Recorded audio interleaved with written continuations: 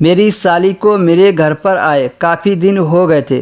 वो मुझसे काफ़ी अच्छी तरह से घुल मिल गई थी। एक दिन की बात है, मैं ऑफिस नहीं गया था और उस दिन मेरी पत्नी रेखा अपने बेटे के साथ पेरेंट्स मीटिंग में स्कूल गई थी। सुबह का वक्त था, मैं अपने कमरे में टीवी देख रहा था।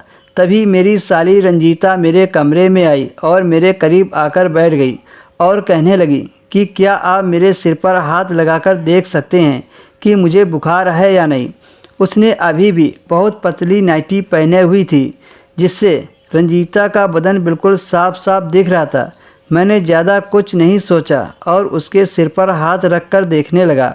उसका सिर बिल्कुल ठंडा था। जब मैंने उसे बताया कि बुखार बिल्कुल भी नहीं है, तो उसने हंसते हुए कहा, आपको तो शायद मेरा असली बुखार नज़र ही नहीं आ रहा है। मैं उसकी बात को समझ पाता उससे पहले ही उसने अपने होंठ मेरे होंठों से मिला दिए। एक पल के लिए तो मैं जम सा गया।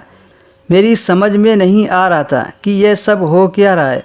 मैंने अपने आप को उससे दूर किया और कहा, रंजीता, यह सब ठीक नहीं है।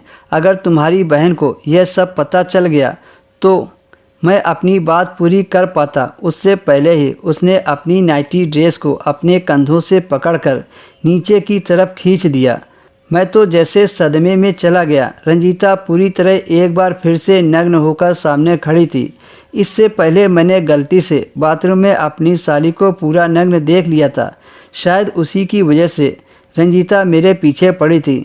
अब रंजीता को पूरा नग्न देखकर मेरी आंखें तो पूरी खुली की खुली रह गई। मेरे लिए उसके शरीर से नज़रें हटा पाना नामुमकिन हो गया था। फिर वो मेरे करीब आई और मुझे पीछे से धक्का देकर मेरे ऊपर बैठ गई। मैं ना चाहते हुए भी खुद को उसके करीब जाने को रोक नहीं पा रहा था।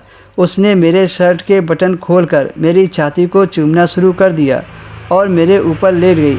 अब मैं भी अपने जज्बातों पर काबू नहीं कर पा रहा था और मुझसे रहा नहीं गया, तो मैं भी अपने होश खो बैठा। मैंने जल्दी से अपनी शर्ट उतार दी और उसे अपने बेड पर लिटाकर उसके ऊपर आ गया। अब मैं अपने आप से आउट ऑफ कंट्रोल होने ही वाला था कि तभी